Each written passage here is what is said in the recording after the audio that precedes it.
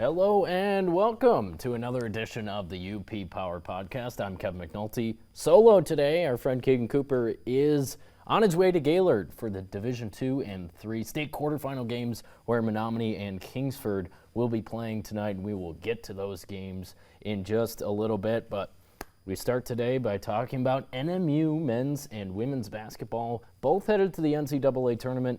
For the men's team, it's the second straight year they won the GLIAC regular season title outright. Fell short in the GLIAC tournament. It didn't matter. They are the 4 seed in the Midwest Regional, and guess what?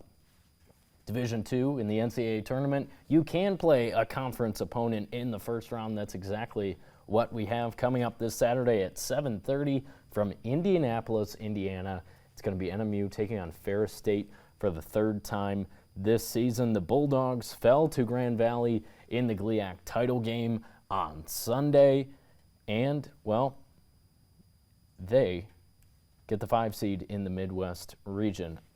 They took down Grand Valley in the title game on Sunday. So, like I said, they are the 5 seed, and for the third time this year, the Wildcats will see the Bulldogs, and, well, they are 2-0 against them this year. I don't know how that bodes. Going to a neutral site at UIndy, it's coincidental for the Wildcats as they are headed to the exact same spot where they played in the NCAA tournament last year, and that was a tournament where they won their first round matchup and then fell to the 8 seed in the round of 32 in that tournament a year ago. They hope to come out of this regional. How it works in the D2 tournament, 8 teams per regional. They are in the Midwest Regional. Like I said, the 4 seed.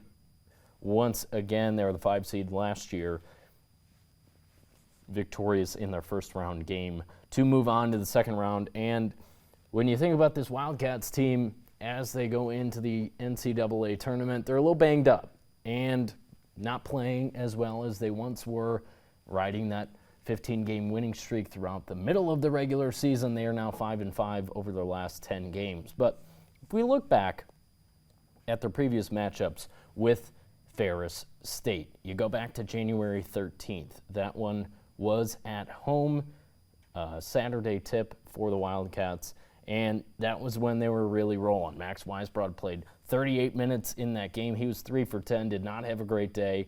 Dylan Keel, 2 for 8, didn't have a great day either. He had 9 points in that one, but the Wildcats came out on top, 75-71. It was really a great second half from the Cats in that one as they moved to 6-0 in GLIAC play. Again, that one was at home, didn't play their best ball, but came out on top, and that was kind of the story for a long stretch of the regular season for this Northern Michigan team. Then the second time around, they go down to Big Rapids and get a big win as well. Max Weisbrod played all 40 minutes of that one. That was before he broke his foot, missed 3 games, came back for the final stretch of the season. That would be the final weekend. And then in the GLIAC tournament, where he hasn't looked 100%, and that is something that the Wildcats will have to pay attention to. Of course, Weisbrod is going to give it a go in the first round of the tournament. He likely won't be 100%. He wasn't this past weekend, and you could tell down the stretch against Grand Valley on Saturday in the semifinal, where they lost 92-77. They had a 7-point lead at halftime, and watching that game, it just looked like in the second half they ran out of gas there, and that's what happened. The Lakers moved on to the title game where they fell to Ferris State. So when you think about that game and everything that went wrong in the second half, Matt Makerzak and his team weren't necessarily gutted over that loss because they just kind of lost to a better team on that given day. William Dunn went off for 23 points. He was 7 for 10 from the field, 5 for 7 from three-point land, and, Northern didn't shoot it that well from deep. They finished 8 for 25. Now, they started the game 5 for 7 from deep. If they kept going at that clip, they probably would have advanced to the championship game on Sunday. That did not happen. And when you're thinking about it, they were pretty excited actually to have another day of rest as they try and get set for Saturday. It's a big matchup, 7:30 Eastern Time. They will be taking on Ferris State. They will await the winner of William Jewell and UIndy in the second round if they are victorious on Saturday, and it's going to be a 24-hour turnaround, less than 24 hours. If you think about it, 7:30 on Sunday is that second round matchup in Indianapolis. And talking to Matt McNulty today, it's a very familiar spot for this Wildcat team. They were in the NCAA tournament last year, as I mentioned, but none of those guys had been to the tournament in previous years. Now they come back with a bunch of guys that have been there before, and the ones who see the floor, McNulty's been going about 7-8 deep. Only Riley Brooks, the freshman, hasn't played in the NCAA tournament, hasn't been a part of one of these road trips. So this time around, NMU bringing the experience to Indianapolis, and being in a familiar spot to last year can only bode well for a team that isn't necessarily playing its best basketball. As I mentioned, 5-5 in its last 10 games. So we will see what happens. Ferris State couldn't get it done against NMU during the regular season. They will come out firing. And another thing Matt McNulty mentioned when I talked to him today is, they know exactly what they're going to get from the other side. And that's the same story for the Bulldogs going up against the Wildcats. They know what they're going to see from NMU. So it's all going to have to happen on the floor. And if I had to guess, it's going to come down to the final few possessions of the game. But we also have to talk about the women's team advancing to the GLIAC title game against Grand Valley, where they fell short against the top team in the conference. 67-48 was the final on Sunday, but Saturday was the big win that really clinched them getting an NCAA tournament bid. It was a 63-56 win over Ferris State, and that was a huge win for Casey Thousand's program, and like I said, really clinched their spot in the NCAA tournament. And Casey Thousand said today it was defense that won them that game and got them the spot in the tournament. Only 56 points allowed for Ferris State. Chloe Idoni led the way for the Bulldogs with 20 points, but they shot 23 of 64 from the field, 6 for 26 from three-point land. So I'd say she's right about that. The Wildcats got it done on the defensive end of the floor. And if you watch that game on Saturday, they really scored in bunches, the Wildcats did. J.C. Weisbrod had the hot hand early. She had the Wildcats' first 8 points. She finished with 16, going 5 for 15 from the field. McKaylee Kuhn didn't dominate like we've seen her do from time to time this season. She was 4 for 14. Didn't make a three. She finished with 12 points, but got it done defensively, like I mentioned, and almost a double-double for Mackenzie Holsworth. It was a huge game for Holsworth. She was 2 for 3 from three-point land. Those 2 threes in the second quarter were pretty big for building Northern's lead, which, of course, they were able to close out in the second half. Now, for the women's team, the NMU Wildcats, they will be taking on Kentucky Wesleyan Friday night in Allendale, Michigan. So they're going right back to where they played for the GLIAC championship on Sunday after advancing to the championship with wins over Wayne State on Wednesday. That one was at home because Northern was the 3 seed. Then they go down to Grand Valley, beat Ferris, fall to the Lakers, but they're going right back there because the Lakers are the host for this Midwest Regional, the number 1 seed in the region. And man, the Wildcats have been close to beating the Lakers, knocking them off this year. They took them to overtime on February 29th. That's only 2 weeks ago. Came up short in that one, and then the title game didn't have enough gas in the tank. They fell 67-48. So Casey Thousand's team kind of playing with house money, but they're in that 4-5 game too. They got the 4 seed as well, taking on Kentucky Wesleyan, who she said she's slightly familiar with from her time in the GLVC because they used to play Kentucky Wesleyan in the non-conference. So it's been a couple years since Coach Thousand has played against this Wesleyan squad, but we'll see what can happen on Friday night if they can advance and take on the winner of Grand Valley and Trevecca Nazarene, which you'd expect Grand Valley to be advancing in that game. So the situation we would have on Saturday is 2 conference matchups for the NMU basketball teams if the Wildcats are victorious Friday night. We'll see. That one tips off at 7:30 Eastern Time in Allendale. So exciting time of year for the NMU basketball programs. Now the hockey program can't quite say the same. They were eliminated from the Mason Cup playoffs in the CCHA this past weekend. It was a 2-game series with Mankato. Minnesota State came out on top of that one. After just 2 games in the best of 3, it was a 2-1 loss on Friday night, a tough one for the Cats to swallow. Of course, they were in Mankato, got the 5 seed, had to go out there to play, and just didn't have it taking on the Mavericks. And while that Mavericks team advances, and they will be taking on Michigan Tech in the CCHA semifinals. Now, how the Mason Cup playoffs work: first weekend, best 2 of 3. You really get to hash it out in a series with a team. Now it's single elimination. So it's 1 game, Saturday night, 5:07 p.m. The puck will drop at the MAC. Now, Michigan Tech, very fortunate to be at home as the 3 seed, still alive in the semifinals. They get to host. Why? Because St. Thomas, who was the 2 seed, fell to Lake State in 3 games on Sunday. So Lake State is moving on. They go play Bemidji, and Michigan Tech is your host in the semifinal as well. Now, they would host the championship if they see Lake State in the championship game, but of course they would have to take down Mankato on Saturday. How it went for the Huskies this past weekend against Bowling Green, what turned out to be Falcons head coach Ty Eichner's final games coaching the Falcons, because, well, Tech took it to him both nights. Friday night, 5-0 win. It was an exceptional performance top to bottom from the Huskies, and we've seen a couple of these lately. You know, Tech is playing its best hockey this time of year, is definitely what you want to see from a team like this.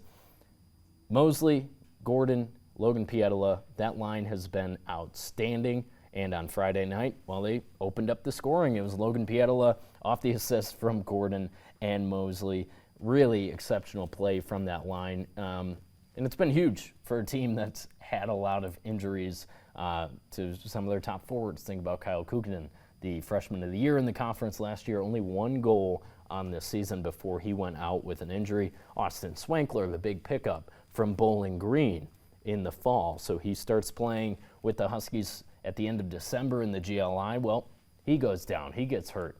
Who steps up? It's that line. Gordon, who is one of the top rookies in the conference. He's been outstanding. Leads the Huskies in goals this season. Rylan Mosley, proven veteran. Logan Pietola has just been really good as well. You think about their second goal Friday night. Isaac Gordon gets another one, and then Mosley gets on the board too. So 3 goals from that line on Friday night. It was pretty huge. If you count up the point totals, they were all in on pretty much every one of the Huskies' 5 goals on Friday night. Saturday, a memorable game, but also an ugly game against the Falcons. 6-5 your final. It was Rylan Mosley with 66 seconds left on the clock in regulation who deposited one home, and, well, it was chippy. You think about the power play goals in the second period. There were 6 goals scored in the second period. You don't see that very often, especially in March. You don't see that kind of goal scoring the way it went, but it was chippy. Teams ended up on the power play. It was Michigan Tech in the second. Isaac Gordon with the power play goal. Rylan Mosley adds to it just 40 seconds in, 8 seconds after Gordon's goal. And, well, the Huskies look to be in really good shape. But then the Falcons come back, score twice. Tech scores twice again. And the way it goes in the third period is Brett Foe of Bowling Green gets him on the board, ties it at 5, and we have to wait all the way until the very end of the game. Like I said, 1:06 left on the clock. Rylan Mosley off an assist from Nick Williams and Chase Pietola.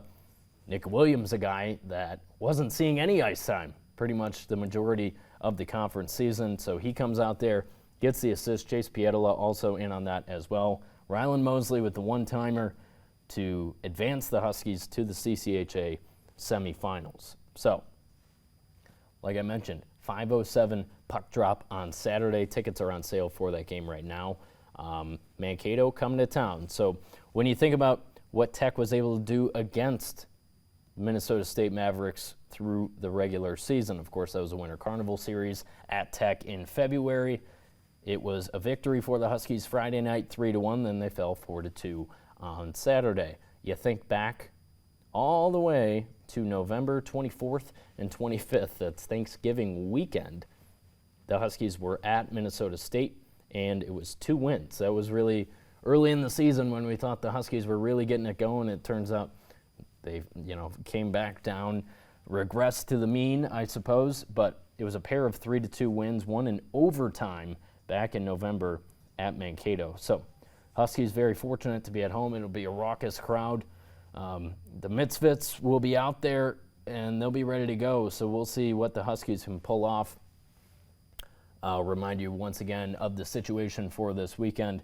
If Tech advances, takes down Minnesota State on Saturday, they will be at home for the CCHA Championship for the Mason Cup if Lake State takes down Bemidji. So we'll see what happens there with those teams advancing. And, well, they're the only hockey team in town left because even at the high school level, Houghton went down to the state semifinals last Friday. They fell to Cranbrook-Kingswood 5-0. The Gremlins come up a little bit short. They get knocked out in the semifinal round for the second straight year. So high school hockey season is over. Cranbrook wins another state title. Unfortunate for Houghton making it that far and then coming up short in the end. 11 a.m. puck drop didn't treat them well, and that will do it for the Gremlins season. But it was a remarkable season, only 3 losses in the end after the loss to Cranbrook, 24-3-2. They finish the regular season. So you think about Northern's hockey team, 12-16-6 overall. Certainly a disappointing season when you think about expectations coming into the year. They were 10-10-4 in the conference. Not terrible, not exceptionally good either. That's why they finished 5th in the standings and had to go on the road in the CCHA playoffs, which is not an easy thing to do. Now, if Tech does not take home the Mason Cup this weekend, then their season will be over as well. An automatic bid to the NCAA tournament not looking likely for the Huskies. I suppose there's a chance if they advance to the CCHA championship. But college hockey this time of year, it's a lot of fun. The way the conference has gone this season, though, does not yield a lot of teams getting into the tournament besides your Mason Cup champion. So we'll see what happens on Saturday. That should be a lot of fun. The Mosley goal was electric in the MAC and had that place really lighting up. So we will see what happens on Saturday. Again, for the college seasons, of course, we have NMU lacrosse coming up and a couple of other sports still wrapping up their season, swim and dive and Nordic ski and all those teams. But in terms of hockey and hoops, this is it. It's do or die time for pretty much all of these teams. NMU men's and women's hoops as they play in the NCAA tournament, and then Tech hockey trying to get into the NCAA tournament. They have 2 more stabs at it in the Mason Cup if they are victorious on Saturday. Let's get into the high school hoops. It's really exciting this time of year, and we'll start with the boys. Again, that's why Keegan is not with me right now. He's down in Gaylord getting ready for the D2 and D3 state quarterfinals. It is that time. Thursday, we will have games in East Lansing. It's the best time of the year. Last year, we had the Baraga girls team down there as a finalist. They fell short in Division 4, and then the Munising Mustangs on the boys' side got it done. They were state champions a year ago. Now, both those teams eliminated from the postseason. Munising gets knocked out by St. Ignace, who will take on Forest Park in Division 4 in Gladstone tonight. Let's start there. It was a 15-point victory for Forest Park in the regional final over Lake Linden, and I'll tell you what, the Trojans can play basketball. Really top to bottom, they can score, and it all starts with the Giuliani brothers. It was Kevin Giuliani, the bigger of the two, the senior. He might be junior, forgive me, but the senior in terms of the Giulianis because his brother Vic is a freshman. But Kevin came out, man, he was dominant inside in the first half and really set the tone for that game. and his brother Vic Giuliani, the freshman, as I mentioned, was really, really good. He had a dunk to, cap off the win for the Trojans. They are regional champions, and, well, that sets up this game tonight with St. Ignace. And you think about the Saints, and you think about Johnny Engels, the son of head coach Doug Engels. I mean, his mom Doreen is the head coach of the women's team, so, I mean, they are a big family for the Saints and that school. And Johnny Engels with 44 points in the regional semifinal.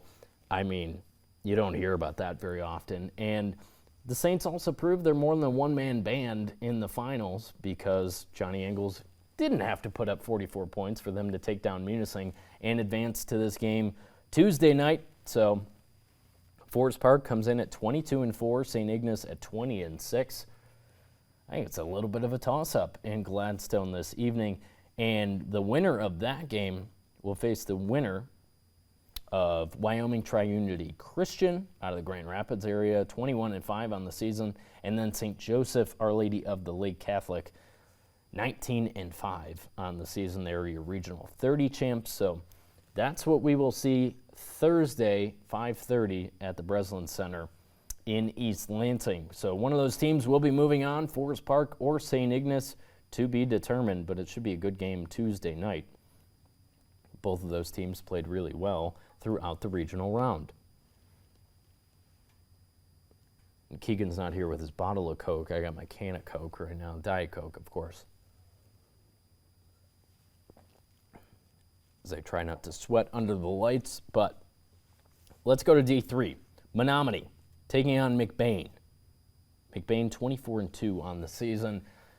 The Maroons will have their hands full for sure, but when you think about the guys they have leading them, the Turkoff brothers got to be number 1 and 2. Trevor Turkoff, the senior quarterback of the football team, a state finalist in football, and he was really good against Jeffers in the regional semifinal, and part of the reason they have advanced to this point, Menominee's been an exceptional win on Thursday in the regional final to get them to this point, and they will meet McBain at Gaylord High School at 5 p.m. Tuesday, so we will know pretty early on if the Maroons are headed to East Lansing.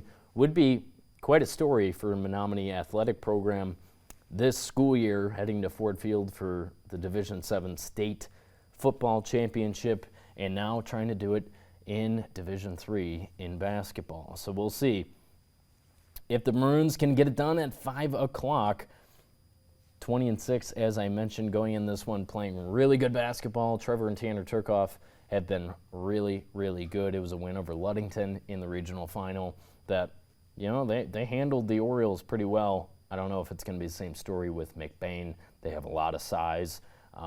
Only heard really good things from that McBain team that they will go up against tonight. But if the Maroons are victorious, they will await the winner of Grand Rapids Covenant and Niles Brandywine High School out of the far southwest corner of Michigan. So it's that time of year. Schools from all over the state will descend upon East Lansing Thursday and Friday. It's all to be determined, but we still have one more team in Division II alive. Kingsford, the Flivers, with a thrilling win Thursday night, 37-34, and the Flivers 21-4. If you remember back to the regular season, Kingsford only lost to Iron Mountain twice and Marquette twice. Two teams that got eliminated in the district finals that probably deserved to be playing for a regional for sure. Remember, it was Marquette all the way in D1, had Traverse City West come up, had to play 2 games in a matter of 24 hours. They dropped that one, and then Iron Mountain, that thriller against Menominee on the road, they fell in a tight one, 51-49. So Kingsford in Division II got a good luck of the draw early on, and then they've been playing really, really well. Well, they're a talented team as well. Jack Kriegel, their point guard. You think about Gavin Grondin, who went off in the regional semifinal, a terrific player, and then Cardell Morton, the senior, is going to NMU for football. I mean, he's good for probably over under 1/2 a dunk per game. I'd say sometimes he gets one. Whether or not he gets teed up for hanging on the rim, that is a different story, but I think Keegan and I both said he didn't deserve that one. Even if he did, it was still pretty cool. I think if any of us could dunk, we'd be doing the same thing. So Kingsford coming out of Regional 9. They've been terrific in the postseason. It's Division II. Anything can happen, and we'll see if the Flivers can move on to the D2 state semifinals in East Lansing on Thursday. Yeah, 37-34. That game was a thrill. 2 days after, Kingsford took down Sault Ste. Marie 65-29. So they kind of had both ends of the spectrum in the regional round, a blowout win and then a tight win. Gavin Trevelyan with the steal in the final moments to put them up 36-34 all the way coast to coast. Got the bucket to go. They foul. Kingsford hits 1-2 from the line. Still a chance for Ludington there in the final seconds, but the three-point attempt was blocked, and that's what sets up Kingsford for this game tonight. That is also at Gaylord High School. That's why Keegan is there. He'll be there all night, and we'll have highlights Tuesday evening on your late news. Should be a really exciting night of hoops. So, Flint Powers Catholic 21-5, Kingsford 21-4. Talk about an even matchup tonight. And if the Flivers move on, they will see the winner of Warren Lincoln 21-4 as well, just like the Flivers, and then 21-5 team in Goodrich. So that will set up the semifinal on Friday in East Lansing, 5:30 p.m. tip-off.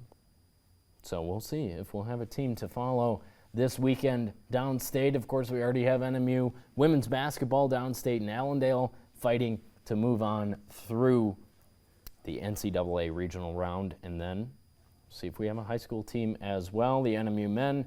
One more reminder for you, Saturday night will be in Indianapolis, taking on conference opponent Ferris State. We'll see if they can maybe get past the round of 32 where they were knocked out a season ago. And, well, it's an exciting week, and before we go, we have to talk about girls basketball because we are set up for the regional finals. It's that time already in girls basketball, and as I pull up the brackets here, we got to start talking about Division 4. And that's because Ishpeming is still alive in Division 4. They've been playing exceptionally well, outscoring their points by more than 100 points in the postseason thus far. They take on Ewan Trunk Creek at Baraga now, so a little bit closer to Ewan's neck of the woods. That was a 51-44 win for the Panthers in the regional semifinal Monday night over Lake Linden Hubble. A little bit of an upset for a Lake Linden team that only had one loss on the year. So a 7-point win for the Panthers. They advanced to take on Ishpeming in the regional final, and they took down Cardinado Monday night. Had no problem with them, 79-46, your final. Like I mentioned, the Hematites have been cooking on all cylinders so far, really all season. Only the one loss to Negaunee at home back in February.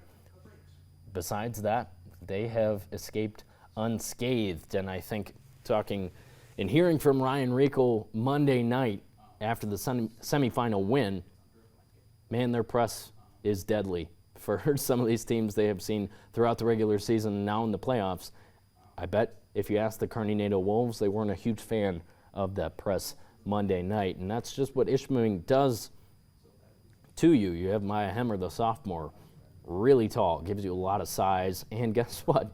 She stepped out and knocked down a three yesterday in the second half. It was a big one for the Hematites as they keep moving through Division 4. They got to be the favorite coming out of this Regional 25. But again, we will see what happens. Still live in Division 4 as well. Regional final Wednesday night, Munising and St. Ignace. So St. Ignace still alive on the boys and girls side. Of course, the Munising boys did fall to the St. Ignace Saints last week. So a little bit of a rematch, maybe time for the Mustangs to avenge the loss for the boys team, but they get St. Ignace at Newberry High School, 7 o'clock on Wednesday night. It was a 47-30 win Monday night for the Mustangs, and St. Ignace took down Inland Lakes 59-35. So we will have two teams heading to the state quarterfinals in Division 4, just like we have set up on the boys' side Tuesday night. Thinking about the other teams left in the girls' bracket, and you think about West Iron County, a huge win Monday over Harbor Springs. They had an 11-point lead at halftime. I was there, and they were cooking on all cylinders. And it wasn't necessarily their star player in Danica Shamian.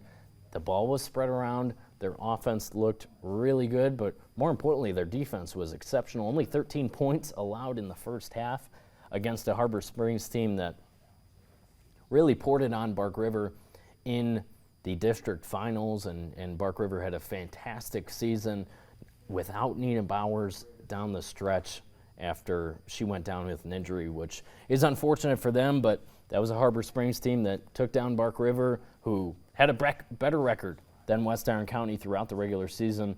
You couldn't tell Monday night in Escanaba, where the Wycons came out on top. They hold on for the 5-point win, 52-47. Danica Shamian now in the fourth quarter, she came out of her shell a little bit and was really good for the Wycons, handling the ball, getting to the free throw line, exactly what they needed to do down the stretch of that game. So plenty of reason to be excited for the Wycons, and they are set up for a regional final matchup also at Newberry against Elk Rapids, who took down Roscommon. A 17-8 Roscommon team lost 57-19 to Elk Rapids. So it's going to be a tough one for West Iron County. No other way about it. Elk Rapids, the Elks come in at 23-2. They will try and take care of business against West Iron County, but I would not count them out at Newberry Wednesday night. So we will see what happens in that one. And then you got to go to Division 2. The Negaunee Miners still playing basketball. They, just like Ishpeming, only one loss on the season. It came to the Hematites. So Negaunee now, after a 43-29 win over Petoskey in the regional semifinal, they have a matchup with 19-7 Ludington for a spot in the state quarterfinals next week. So that one will take place at Petoskey. That's Regional 9 in Division 2. The Miners, 24-1, led by Ella Mason, of course. She's really ice cold in the first half against Petoskey at Manistee yesterday. Well, she got it going in the second half, and the Miners' offense started to look like they have all season long. Negaunee really has played great defense, has propelled them to the spot in the regional final. Only 29 points allowed against the Northmen last night. And then you think back to the district final, Sault Ste. Marie held to 21 points against Negaunee. That defense has been suffocating, and that's really the reason why they're still playing. Of course, a really talented team. They can score the basketball, but they haven't needed to very much, holding their opponents in the last two rounds. This is the postseason, too. This isn't, teams that get eliminated in the district semis. These are teams now playing in the regional semifinals that they're holding under 30 points. Unbelievably impressive for the Miners. We'll see if they can keep it going and move into the state quarterfinals as those matchups get underway next week, March 19th, 21st, and 23rd down in the Breslin Center as well. So it's exciting. MSU Hoops will be out of the building. It is time for them to go to the Big Ten tournament in Minneapolis. They get the 8 seed, so they will be playing on Thursday. Tom Izzo, speaking with the media today, said, not thrilled with how the Spartans ended the regular season. How could you? Tough one against Indiana on Sunday. They fall at the Hoosiers' place. Indiana's playing really good basketball and could potentially sneak into the NCAA tournament with a run this week. But if Michigan State can't get it done on Thursday, you're on the wrong side of the bubble if you're Tom Izzo and Michigan State. I'm just going to look up the tournament bracket as we get going. And it all gets underway with the Maryland Terrapins, the 12 seed. I think they are playing on Wednesday for the first time ever in the Big Ten Conference. Really proud of them. My alma mater had a great season. They are the 12th seed in the Big Ten Tournament, and they are the first game Wednesday night, 6:30 Eastern time against Rutgers. And then Michigan in the basement of the Big Ten like they have been all year. They are the 14th seed. They will play Penn State, the 11th seed, late Wednesday night. Before Michigan State, the first game on Thursday against Minnesota, who's the 9 seed. So Spartans really got to have that game. I think if they win that game, they're in the NCAA tournament because the quarterfinal matchup, if they win on Thursday, will be Purdue. No one expects them to beat Purdue. They probably won't beat Purdue, especially on a neutral court. So that game doesn't have a whole lot of bearing on their NCAA tournament hopes. If they win it, they're definitely in. But if they beat Minnesota, lose to Purdue, they're probably in the same spot they are right now, which is 10-11 seed, might be going to Dayton for the first 4, which isn't actually all that unfamiliar to Tom Izzo and Michigan State. They did that a couple years ago as well. So that's where Michigan State finds itself.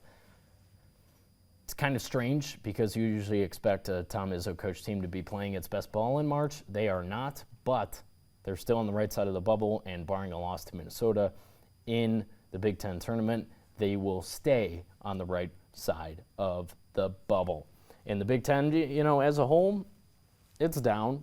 Purdue won the conference easily for the second straight year. Zach Edey's the National Player of the Year. They are a top 3 team in the country. Those 3 teams, Houston, Purdue, and UConn, have definitely separated themselves from the rest of the pack in college basketball. And then you look down the list, and Illinois couldn't beat Purdue at home. That was a tough one for the Illini, but they can score it. Terrence Shannon is exceptional. Marcus Damask, another transfer from SIU. You think about the SIU transfers and the impact they had throughout this regular season. Foster Wonders, our Iron Mountain graduate, transferred from Southern Illinois to Green Bay this year and helped the Phoenix to a strong season. They got knocked out in the Horizon League tournament, so they will not be dancing, but great year for Foster Wonders as he gets, his first real playing time, consistently over a course of a season since he's been in college. And then Lance Jones for Purdue, another Southern Illinois transfer who's been really good throughout this season and has been a guy that Purdue needed last year when they lost to 16 seed Fairleigh Dickinson in the opening round of the NCAA tournament a year ago, and then Nebraska with the 3 seed. They're going to get into the NCAA tournament. That's exciting. Fred Hoiberg doing a really good job with that squad. Kasai Tominaga, one of the most electric players in college basketball. And then Northwestern will be going to back-to-back tournaments for the first time ever. Chris Collins has helped that team through injuries. One of their guards, Ty Berry, went down earlier this year, midway through the conference season. They've been fine. They beat Purdue at home early in December. So I like the Wildcats, rooting for them as well. But Big Ten as a whole, kind of down. Again, Michigan State takes on Minnesota 11 a.m. Central Time in Minneapolis. Noon Eastern against Minnesota on Wednesday. If they win that one, they will play 24 hours later, noon on Thursday against Purdue. Now, Michigan playing Wednesday night. I would imagine they probably lose to Penn State and their season is over, and they'll figure out what to do with Juwan Howard. At this point, I think there is a little bit of leniency there, given the time he missed due to his heart procedure in the preseason. But really disappointing year for Michigan after being national champions in football. I don't think they care too much about how bad they've been in basketball this season. But that is tail of the tape in the Big Ten as we get ready for March. It's going to be a lot of fun. Keegan and I will have a bracket in front of us next week as we wrap up the girls' state tournament and close the book on the boys' basketball season. We will direct our attention to the NCAA tournament. Should be a lot of fun. And we also know if Michigan Tech will be playing in the NCAA tournament as well, if they are able to get to the CCHA championship game. That game will be the following weekend. So we will await the outcome of that. But still an exciting time. Wish my sidekick, Mr. Cooper, was here, but he's busy working for the Six down in Gaylord. We appreciate his dedication to our coverage of high school hoops this evening. Tuesday night, it's a big one again. Menominee, Kingsford, in action in Gaylord, 5 and 7 p.m. And then we also have Forest Park taking on St. Ignace in Division 4 before we continue with the girls' regional finals on Wednesday. So that'll do it for me. We appreciate you joining us here on YouTube and Spotify. Go ahead and click subscribe on the TV6 and Fox UP YouTube channel. You can find all of our news and sports content and weather content as well on the YouTube channel. Everything gets uploaded there, so all your latest news and updates from our team here. So thanks so much for taking the time to join me, and Keegan will be back next week as we take a look at our brackets and make our predictions and, of course, talk about everything happening here locally in the UP. Thanks for joining us. We'll see you next time.